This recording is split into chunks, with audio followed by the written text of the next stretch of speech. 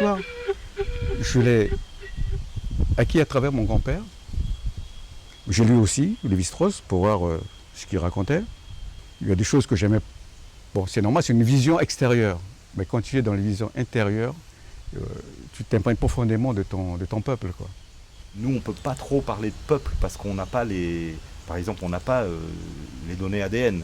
Si on avait des données ADN, on pourrait remonter un petit peu, mais en Guyane, Là, il n'y en a pas. il n'y en a pas. Il n'y en a pas parce que Mm. les ossements ne se conservent pas, donc on ne peut même pas faire d'études ADN. Voilà. Après, les céramiques, elles parlent un peu, mais elles parlent pas beaucoup. C'est-à-dire les dessins que l'on a dessus. Bon, ceux qui parlent le plus finalement, ce sont les roches gravées. C'est pour ça que les roches gravées sont importantes. À la fois, ce sont des centres qui à l'époque étaient des centres cérémoniels ou rituels très très importants, et maintenant, ce sont les seuls vestiges tangibles qu'on peut encore toucher de la culture amérindienne, en plus de tout ce qui est vivant.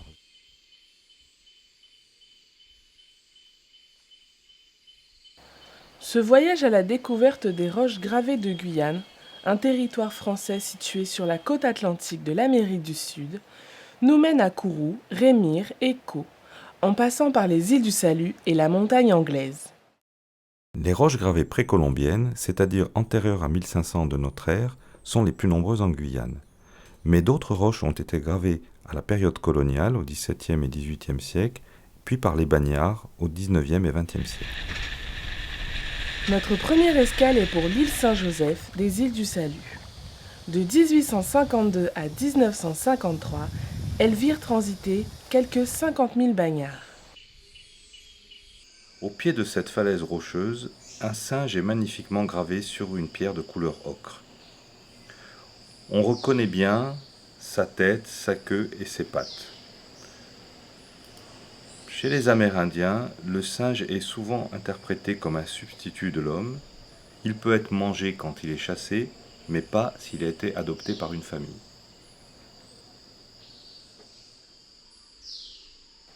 Du singe, rejoignons le haut de la falaise où se trouvent d'autres roches gravées.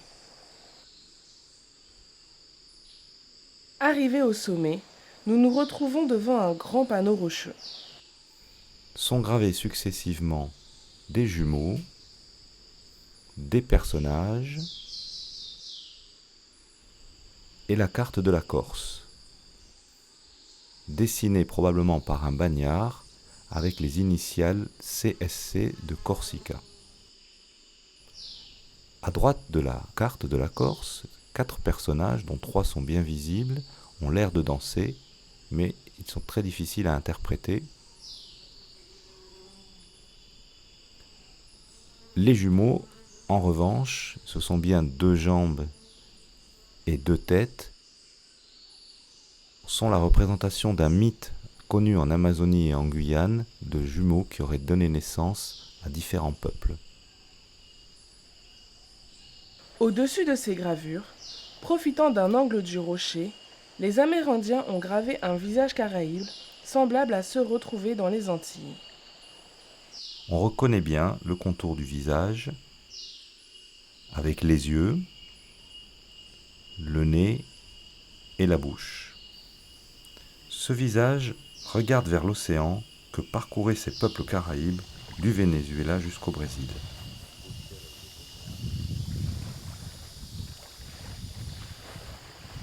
De retour sur le continent, notre périple nous conduit au premier centre d'archéologie amérindienne de Guyane, situé à Kourou. Le site de la Carapa, redécouvert il y a une vingtaine d'années par un groupe de passionnés, nous accueille. Sur ce site, comme d'autres de Guyane, la date de 1775 gravée dans la roche prouve qu'il a été connu à une période, la période coloniale, puis que sa connaissance s'est reperdue plusieurs fois jusqu'à sa redécouverte finale en 1992 et sa mise en valeur. C'est vrai que ce site, il est spécifique des 18 sites de roches gravées ou de peintures rupestres. Il n'y en a qu'un en Guyane, car c'est un site où il y a plus de 250 personnages. Et c'est un site aussi où les gravures ont une grande homogénéité. On a commencé avec un certain nombre de personnes qui ont découvert Carapa. Et au fil du temps, on s'est interrogé sur ce que représentait Carapa pour les Amérindiens. Et au fil des recherches, on s'est aperçu que tous les gravures qu'on voit ici, on ne trouve nulle part ailleurs, en Guyane française. Et on a regardé les personnages, je crois qu'il y a 272 personnages. Et on voit toujours des personnages avec des coiffes. Donc certains disent qu'il y avait des femmes. Et à cette époque lointaine, il ne peut pas avoir des femmes avec. Parce que les hommes étaient toujours entre eux. Donc certainement c'était l'endroit où il y avait une cérémonie au fil du temps. Cette tribu n'existe plus parce qu'à l'époque il y avait 30 tribus en Guyane française, il en reste que 6.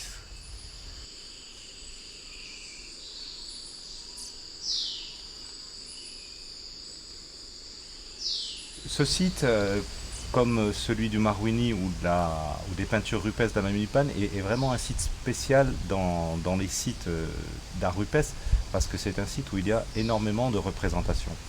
Donc c'est pas un peuple nomade qui l'a créé,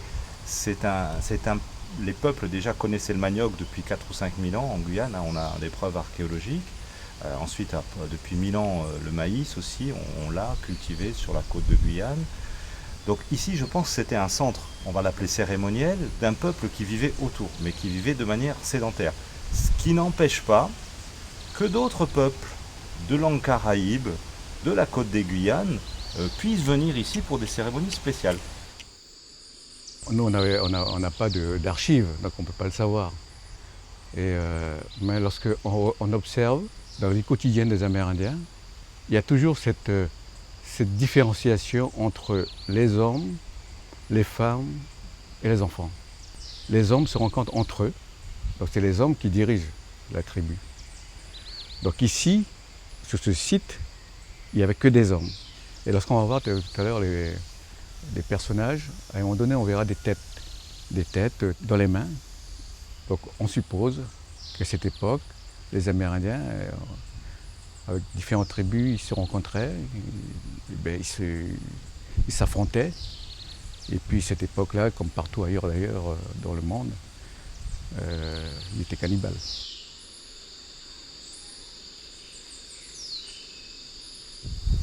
Et là, on arrive à la conclusion, à la fin.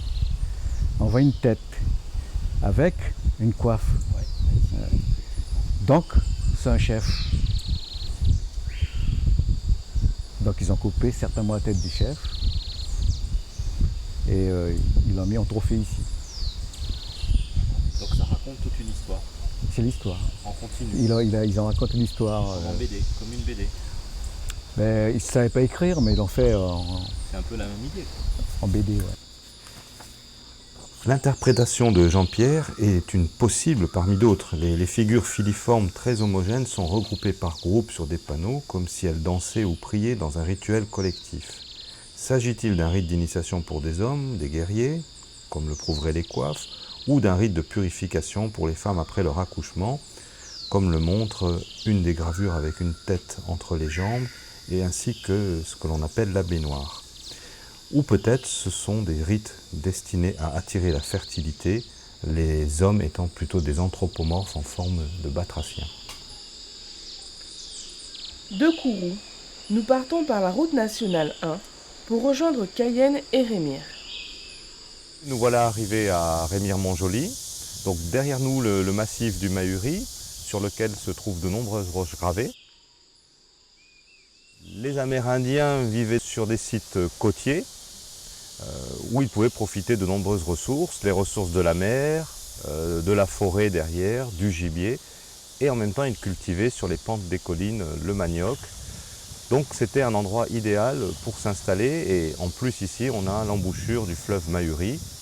Donc c'est un endroit où on conjugue plusieurs écosystèmes qui leur permettaient d'avoir une variété de ressources. Nous sommes dans l'anse de Montravel où l'on trouve de nombreux polissoirs à protubérance centrale, on la voit ici. Donc ces polissoirs ont pu servir à plusieurs fonctions.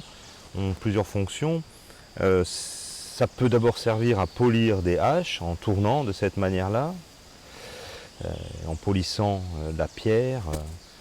Ça peut aussi servir de meule dormante en mettant des baies ou des fruits, comme par exemple ce Montbain, et en l'écrasant, recueillir ici le jus. Hein.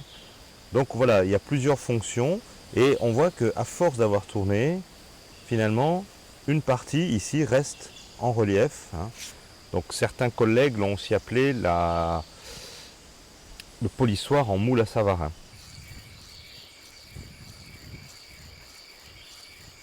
Après les explications du polissage des haches, essayons maintenant de comprendre les techniques de gravure.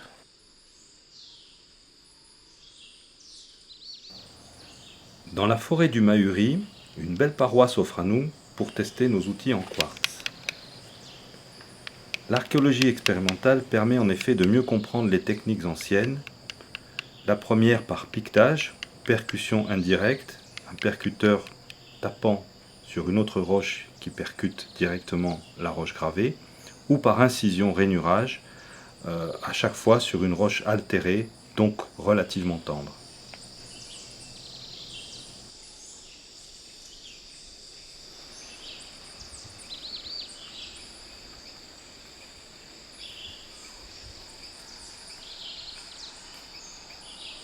Nous sommes ici devant la roche gravée de la crique Pavé. Pavé est le nom d'un habitant du XVIIIe siècle qui était propriétaire de ce lopin de terre. Et sur la roche, le personnage qui est représenté est un personnage dont on reconnaît un tout petit peu la tête, ce qu'on peut estimer être le corps. Et ensuite ici, on a les membres inférieurs avec 3 doigts, les membres supérieurs et une espèce de pagne. En fait, c'est une grenouille, c'est un homme grenouille. Et ici, là, pour les Amérindiens, la grenouille représente les pluies, puisque bon, il y en a beaucoup évidemment quand il pleut, donc c'est la fertilité, etc. Donc on peut le lier à ça, en partie. Au pied du personnage, on a un dessin en spirale. Donc les spirales en Amérique ont été interprétées comme des symboles de la pluie, de la fertilité. Donc là, on rejoint un peu ce qu'on avait dit sur les grenouilles, qui sont aussi un symbole de fertilité en Amazonie. Ici, on a un personnage de forme ovalaire, avec une tête triangulaire, un corps ovalaire, avec là aussi des décorations, des décors sur la partie, sur la panse, on va dire, sur le torse, et 2 membres inférieurs qui sont visibles, les membres supérieurs ne sont pas visibles.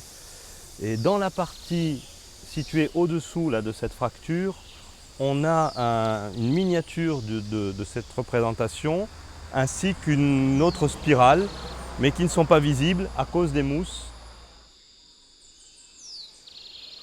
Ces sites de roches gravées du Mahuri sont probablement contemporains des sites d'habitat voisins datés entre 1000 et 1500 de notre ère grâce aux sondages et aux céramiques retrouvées dans les sols. Nous sommes devant la roche gravée de Pasco à Rémire, tout près du dégrabe des Cannes, donc tout au bout du Mahuri. Cette roche porte son nom du colon Pasco, dont l'habitation est située à quelques centaines de mètres d'ici. C'est une roche donc assez plate, comme vous voyez, un gros rocher qui fait plus de 3 mètres de long et qui est enterré dans la terre. C'est un élément important et il est aussi situé sur la face opposée à la mer du massif du Mahuri.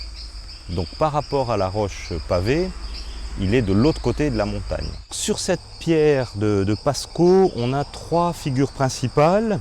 Ce sont ces 4 points qui sont des indentations, des petits creusements qui correspondraient aux pattes, aux doigts d'une patte d'un animal. Beaucoup disent que c'est une patte de jaguar. Ici on a le creux et on a donc ces 4 points. Donc ça c'est un premier élément important. La tête du serpent est donc une tête triangulaire. La queue est enroulée sur elle-même comme celle de l'anaconda. Donc certains m'ont dit que pour eux c'était un grage, un serpent grage, d'autres un anaconda. Bon, ce qui est clair, c'est qu'on a un serpent très long, avec une queue enroulée, Et on voit bien que les segments, sûrement pour des raisons techniques, ont été faits de manière très angulaire. Hein. Voilà. En tout cas, ce qui est clair, c'est que c'est un serpent. L'anaconda en Amazonie est un serpent qui est réputé pour sa fécondité, mais c'est aussi un serpent qui peut dévorer des bébés, voire des enfants. Donc c'est un être à la fois maléfique et bénéfique. Donc on a déjà un premier élément qui est le jaguar, si on interprète ça comme une patte jaguar, le serpent, et un troisième élément, donc ici, qui est un fardeau funéraire, comme ceux de l'abbati Évrard. Donc un fardeau funéraire, c'est un contenant en tissu, sûrement en coton ou peut-être un hamac, dans lequel on mettait les os longs et le crâne d'un défunt. Et ce défunt, donc on le transportait avec soi pour que ces os ne soient pas manipulés par d'autres tribus, par exemple pour que les os longs ne servent pas de flûte. Hein. Il y avait des flûtes humaines. Mais dans beaucoup de légendes amérindiennes, les os des morts servent à recréer les vivants. Et on sait très bien chez les Amérindiens qu'il y a un cycle entre le grand-père et le petit enfant, et que c'est un cycle de la vie perpétuelle. Hein. Le grand-père donne son prénom en général ou son nom à son petit-fils pour perpétuer, et donc on a, je fais le cercle, hein, on a une perpétuation des cycles de vie. Donc ici en réalité, c'est pas comme dans la pensée occidentale, on n'a pas une opposition entre la vie et la mort, on a trois éléments, s'ils sont contemporains, qui correspondent à la vie et à la mort.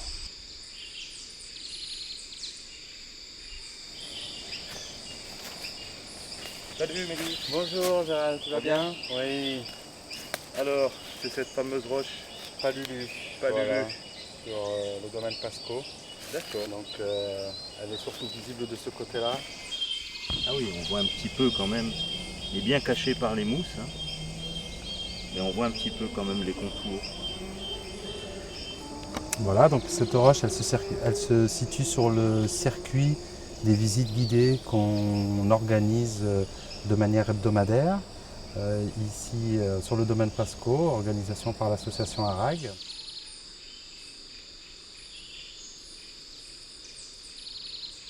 Donc là, vous pouvez observer la nouvelle roche Palulu, donc la quatrième roche située sur le parcours archéologique amérindien.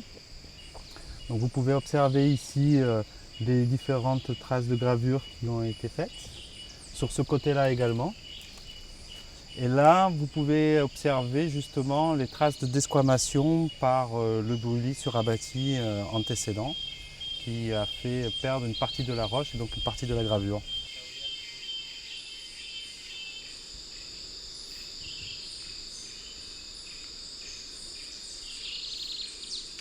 Par le sentier de l'habitation Loyola, Pierre Laporte nous conduit à la roche qu'il a découverte. Elle porte maintenant son nom.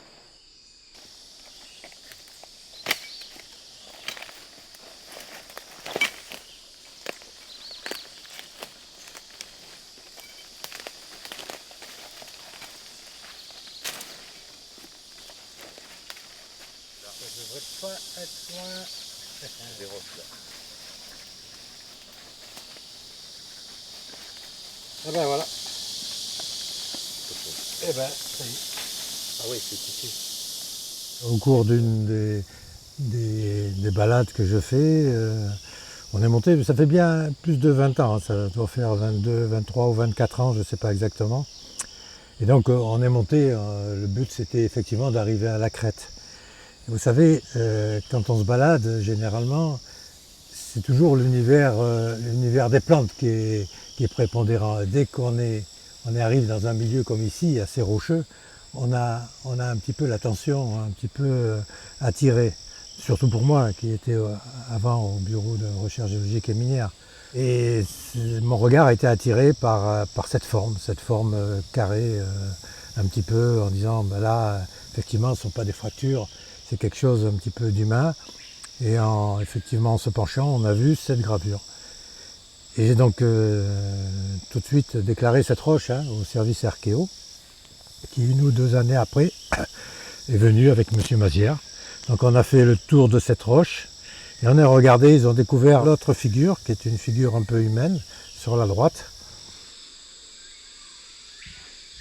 Je pense que, moi je ne sais pas, je ne suis pas archéologue, mais on a peut-être un système de bornage très très vieux qui prévenait peut-être qu'il y avait quelque chose ailleurs ou quelque chose de plus important.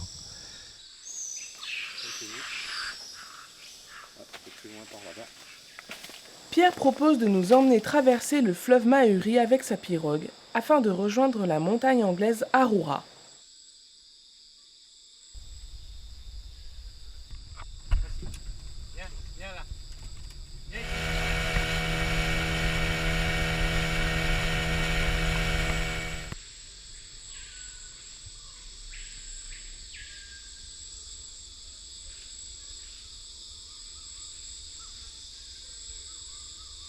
La montagne anglaise s'appelle la montagne anglaise parce qu'un habitant s'appelait Langlois. L'habitation coloniale est un peu plus bas, à cinquantaine de mètres. Cette habitation est une habitation du XVIIIe siècle. Donc on a aussi retrouvé une borne qui est datée des années 1750. Mais ici, le plus intéressant, c'est pour nous, pour l'archéologie précolombienne, cette pierre qui est gravée avec 3 figures principales. Sur la première face, qui est de notre côté, on a un animal qui est un animal mythique, on va le voir en détail, et un petit personnage. Et sur l'autre face est gravé un anthropomorphe, on peut dire de type caribéen, sans trop exagérer. Donc ici, on a un petit animal dont on voit bien le contour de la tête, avec 2 yeux. Un corps qui est excavé, donc ça c'est une technique assez rare en Guyane, et puis des petites pattes qui ressemblent à des pattes d'oiseau. Donc ça c'est un premier signe important, et un autre qui est au-dessus, alors on ne sait pas si c'est de la même période, on a toujours ces mêmes problèmes de datation, donc ça a l'air d'être un anthropomorphe avec 2 bras et une tête, le voilà. Alors on ne sait pas hein, évidemment s'ils sont en relation temporelle et fonctionnelle. Ici, on retrouve un personnage, ou peut-être un anthropozoomorphe, comme à la crique pavée ou à la carapa, donc avec une figure et 2 yeux, un corps ovalaire, et puis des membres inférieurs ici, repliés comme ceux des grenouilles, et des membres supérieurs. Le détail ne nous permet pas de dire combien de doigts il a, mais c'est très très intéressant.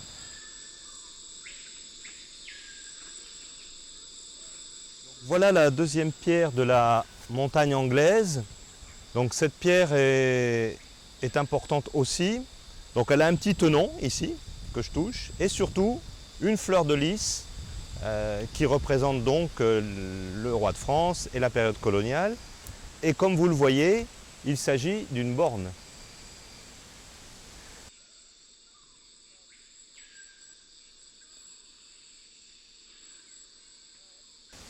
Donc elle est aussi gravée sur 2 faces. Ce sont des figures humaines, d'après moi, mais qui n'ont pas l'air très très précolombiennes.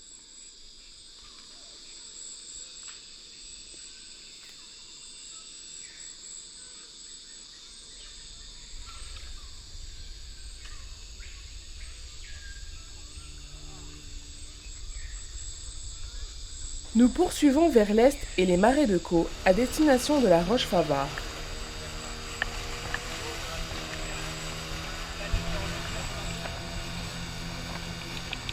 Située au bord du marais de la rivière de Caux, la montagne Favart a été un lieu de prédilection pour les Amérindiens et les populations de l'époque coloniale.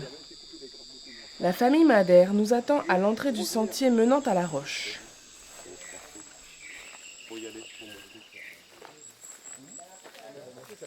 C'est pas méchant, mais il faut qu'on voit. Alors ici, là où nous sommes, c'est la montagne de la roche écrite. Alors je explique bien pourquoi je dis la roche écrite, parce que il y a une déformation qui s'est faite entre-temps avec la roche gravée. Nous on dit écrit parce que l'écriture elle n'a pas de forme. Il faut comprendre, il faut savoir qu'est-ce qui est là pour en parler. On ne peut pas en parler de quelque chose qu'on ne sait pas. Mon père a décidé à dire au père Babotet, qui tout le temps lui demandait, il a dit bon écoute je vais t'emmener en 1961, je vais t'emmener voir la roche. Mais la roche c'est à nous, c'est la roche des Madères, c'est une histoire de famille, des trucs que nous on n'en parle pas, on ne veut pas en parler aux gens, voilà. Ça n'a pas été écrit par les Indiens, il n'y a jamais eu d'Indiens ici, jamais d'Amérindiens et tout ça, on entend des trucs pipeaux. Ça a été écrit par nous, les Noirs. C'est un lieu de rencontre, un lieu de prière. Et les gens se réunissaient. Parce que, en quelque part, il ne faut pas oublier quand même, la religion catholique, elle est arrivée à travers l'esclavage, la colonisation. Donc les Noirs, ce n'était pas leur religion à eux. À partir du moment que les Noirs, à l'époque, ils utilisaient un lieu, on disait que c'était mal. On voyait le diable partout. Et ils disaient effectivement que la montagne ici, elle était assez mystique, il y avait des choses qui se passaient, et on ne comprenait pas. La réappropriation de la roche de Caux par la famille Madère est très personnelle. Le lourd passé esclavagiste, l'abandon ressenti par les habitants de Caux les amène à énoncer des positions tranchées. Mais le dialogue constructif que nous avons développé avec eux nous permet de proposer d'autres interprétations. Ainsi, plusieurs motifs de la roche de Caux, serpent, anthropomorphe à tête triangulaire, se retrouvent dans l'art rupestre amérindien et guyanais. Et la montagne de Caux recèle plusieurs sites précolombiens, dont celui du fossé Favard, daté du IIe siècle de notre ère. Pour nous, la roche de Caux a été gravée par les populations précolombiennes amérindiennes.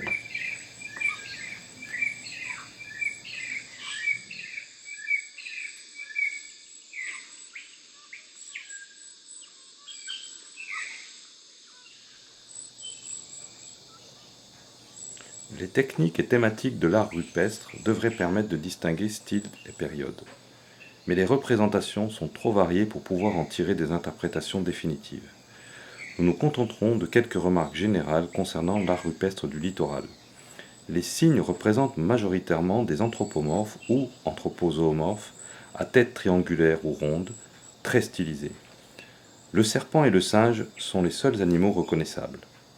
Les figures géométriques, étoiles, spirales, sont nombreuses, mais difficiles à interpréter. La présence amérindienne dans l'intérieur de la Guyane est ancienne et importante. Les sites d'art rupestre de la Mamilipane et du Marouini en sont les plus beaux exemples. Mais ce sera l'occasion d'un autre voyage.